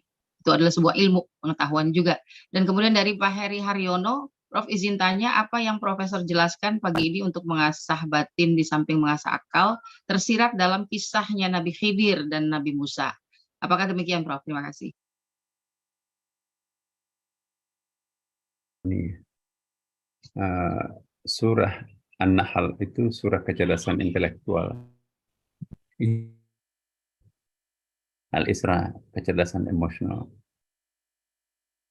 Lalu disusul surah Al-Kahfi kecerdasan spiritual. Membaca surah Al-Isra sebelum memahami surah An. Jangan membaca surah Al-Kahfi sebelum mendalami surah. Jangan membenahal surah Al-Isra. Ini surah 3 serangkai. Jadi An-Nahl, Al-Isra, dan Al-Kahfi. Urutannya enak tuh. Oh iya ya, kita ditantang rasio. Bagaimana lebah madu itu membuat sarangnya, bagaimana lebah itu menciptakan madu, bagaimana madu itu mengobati segala macam penyakit. Di situ juga ada lalat, mirip bentuknya, tapi satu mencintai makanan busuk, kemudian menyumbangkan penyakit kepada manusia. Dan model serangga yang satunya yang mirip itu lebah mencintai yang harum dan memberikan bantuan kontribusi terhadap kesehatan manusia dalam bentuk madu, ya kan. Jadi racun dan madu produk hamba Tuhan. Madu dibuat oleh lebah yang mirip lalat, racun dibikin oleh lalat yang mirip lebah, sama-sama makhluk Allah. Ini i'tibar, dan itu harus dibaca. Dan lalat, madu itu, lalat dan lebah itu kitab yang harus kita baca. Baik, ini terakhir pertanyaan dari Ibu Mariamite. Saya agak kurang paham apakah beliau merespon dari pertanyaan yang sebelumnya terkait tentang apakah itu termasuk ilmu laduni. Mungkin refleksi atau respon dari pertanyaan yang sebelumnya Bapak Jumardi Lanta terkait tentang Ya. kemampuan berkomunikasi dengan alam. Silakan Prof. Apa yang dimaksud ilmu laduni? Itu divine knowledge, ilmu yang bersumber dari Allah Subhanahu wa Ta'ala. Dan itu juga nanti pada akhirnya bersentuhan, bertautan dengan ilmu logika, ya kan. Ya, jadi sama-sama pengetahuan, tapi satu pengetahuan yang diperoleh melalui metodologi ilmiah, satu pengetahuan yang diperoleh melalui langsung directly dari Allah Subhanahu wa Ta'ala. Navigator tadi itu yang ditulis oleh majalah surat kabar dalam buku Kompas itu ya, sudah menjadi buku ya. Nah, navigator modern itu ilmu logika melalui buku biasa. Tapi Pak Muhammad itu tadi itu adalah ilmu dari Allah. Tidak mungkin dua sumber yang berasal dari yang satu akan bertentangan satu sama lain. Ya, jadi memang di tingkat hilirnya berbeda, tapi di hulunya sama, tapi tujuannya itu juga sama. Banyak anak tangga menuju surga. Lewat mana, ketemu juga di atas kok. Ya, saya kira gitu. Terima kasih. Baik, alhamdulillah pertanyaan demi pertanyaan semua sudah tuntas dijawab oleh guru kita Profesor Dr. Kiai Haji Nasr bin Umar MA. Masya Allah, tabarakallah, secara pribadi saya merasa bahagia dan penuh haru pada hari ini begitu banyak pengetahuan dan tambahan keyakinan tentang agama kita terkait apa yang sudah disampaikan oleh guru kita. Maka Masya Allah, ilmu-ilmu Allah yang sudah beliau guru kita paparkan, ini menjadi ilmu yang sangat mahal untuk bisa kita terima dan kita amalkan. Terima kasih banyak Profesor. Intinya pada kesempatan hari ini adalah bahwa Tidak ada sesuatu pun yang terjadi kecuali memang sudah dituliskan oleh Allah di Lauhil Mahfuz, karena kitab itu dikumpulkan, adalah kumpulan-kumpulan tulisan. Implementasikan apa yang kita baca dalam bentuk perbuatan, sehari-hari kita selalu baca Al-Quran, maka semestinya diimplementasikan apa yang kita baca dalam perbuatan. Kalau tidak, berarti sama dengan kita tidak membaca. Kalau orang terdahulu itu memiliki kepandaian membaca tanda, sebab juga para beliau-beliau memiliki kepekaan dan keterikatan hubungan baik dengan alam. Kitab itu harus dibaca. Pohon itu adalah kitab, laut itu kitab, dan alam semesta itu juga apa yang kita alami adalah semuanya kitab. Terima kasih Gurunda. Dan berikut sebelum kita akhiri, ada permohonan doa dari para jamaah. Yang pertama, dari Ibu Kristianti Dewi, titip doakan Prama Irhamni Farobi agar istiqomah dalam menempuh pendidikannya di universitas, senantiasa semangat, ikhlas, sabar, dan bersyukur, serta dimudahkan dalam menjemput ilmu dari Allah Subhanahu wa Ta'ala. Kemudian dari Bapak Haji Ahmad Palawaku, ya, Makassar, alhamdulillah dengan rasa syukur dan bahagia atas karunia Allah atas selesainya anak kami Andi Muhammad Farid menyelesaikan S2 di William dan Mary University Virginia US, insya Allah Ahad tanggal 28 Mei 2023 akan kembali ke tanah air. Kami mohon Profesor dan seluruh jamaah mendoakan semoga ilmu yang didapatkan bermanfaat bagi kemaslahatan umat, agama, dan bangsa juga negara. Kesehatan dan keselamatan bersama keluarga dalam perjalanan pulang ke tanah air. Amin. Kemudian dari Ibu Eli Sinaga, mohon doa untuk anak kami Irfan Arif agar diberikan hidayah Allah dalam menjalani kehidupannya untuk selalu berjalan di jalan yang benar. Amin ya rabbal alamin. Kemudian dari Ibu Arlina Burhan, mohon doakan anak kami Siril Rafif Kusumadarin semoga menjadi anak yang soleh dan bertanggung jawab di setiap peran dan kodratnya, sehat jasmani rohani serta dimudahkan dan dilancarkan kuliahnya. Amin ya rabbal alamin. Kemudian ada doa yang istiqomah dari Ibu Mega Ruli. Mohon doanya untuk Ananda Surya Prabowo, semoga diberi hidayah, ditunjukkan kepada jalan yang lurus dan benar kembali ke fitrahnya. Kemudian dari Ananda Ahmad Fikri, mohon doanya untuk teman saya Adinda Naila Fahriya Diva, siswi kelas 11 TKJ SMK Muhammadiyah 4 Jakarta. Semoga diberikan kelancaran dalam belajar, tetap semangat, serta mendapatkan nilai bagus dari guru. Untuk adik sepupu saya, Ananda Davin Sabil Rizkullah bin Beni Syahrial di Jakarta, semoga diberikan kesehatan prima dan semangat dalam beribadah. Untuk paman saya, Bapak Arif Faluti bin almarhum Haji Ishak Soleh di Pontianak, semoga diberikan kesehatan, semangat, tawadu, dan terus melaksanakan ibadah sholat di masjid. Amin. Kemudian dari Ibu Suhardini, mohon doanya untuk Bapak Sukar Seno di Palembang yang lagi sakit. Kemudian dari Bapak Haji Abdul Hamid Sulaiman Jeneponto, mohon didoakan agar Ibu Kamrianti sembuh dari penyakit perut dan keringat berlebih serta mendapatkan keturunan anak yang saleh-salehah.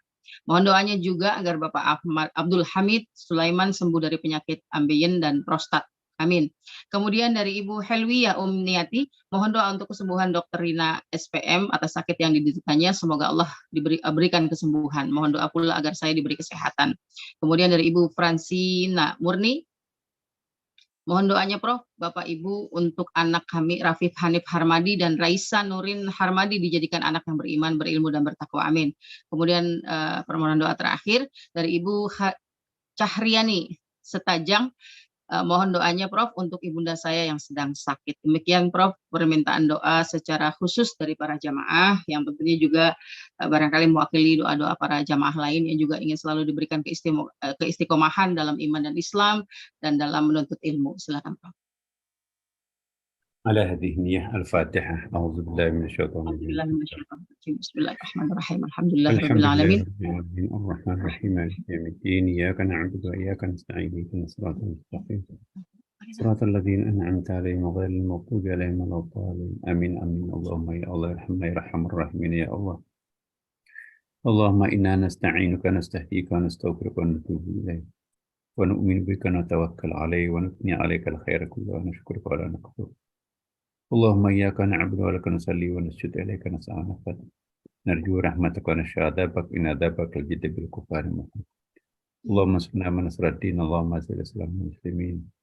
اللهم رب ارحمهما كما ربونا صغارا. ربنا آتنا في الدنيا حسنة وفي الآخرة حسنة وقنا عذاب النار. وصلى الله على سيدنا محمد والحمد لله رب العالمين بسر الفاتحة. أعوذ بالله من الشيطان الرجيم. الحمد لله رب العالمين الرحمن الرحيم مالك يوم الدين إياك نعبد وإياك نستعين Ihdinas siratal Ihdinas mustaqim, siratal ladzina an'amta alaihim. Demikian Bapak Ibu sekalian, sampai jumpa nanti maghrib di Masjid Istiqlal Istighosah ya, bisa melalui Zooming, bisa juga hadir langsung sambil buka Baik. puasa bersama di situ. Terima kasih. Alhamdulillahirrabbilalamin. Masya Allah, tabarakallah. Terima kasih guru kita Profesor Dr. Kiai Haji Nasruddin Umar MA. Selamat kembali beraktivitas seperti biasanya dan mudah-mudahan Allah senantiasa memberikan kesehatan lahir batin dan juga perlindungan dari Allah beserta keluarga. Amin ya rabbal alamin.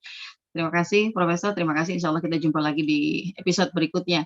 Bapak Ibu sekalian yang kami hormati, para guru, para saudara, para kerabat, dan juga insya Allah semua jamaah yang hadir pada kesempatan hari ini. Terima kasih sekali atas segala perhatian dan kebersamaannya untuk senantiasa istiqomah dengan penuh keikhlasan, senantiasa kita duduk di dalam majelis ilmu bersama guru kita, dan mudah-mudahan ilmu yang kita dapatkan bermanfaat lagi barokah. Sehat selalu, berkah selalu. Mohon maaf atas segala khilaf. Sampai jumpa. Ila liqa fi amanillah. Wabillahi taufiq wal hidayah. Wassalamualaikum warahmatullahi wabarakatuh. Waalaikumsalam warahmatullahi wabarakatuh. Waalaikumsalam warahmatullahi wabarakatuh. Barakallah, Prof. Terima kasih banyak. Pandai pala gaul ya. Alhamdulillah. Hanya berarti.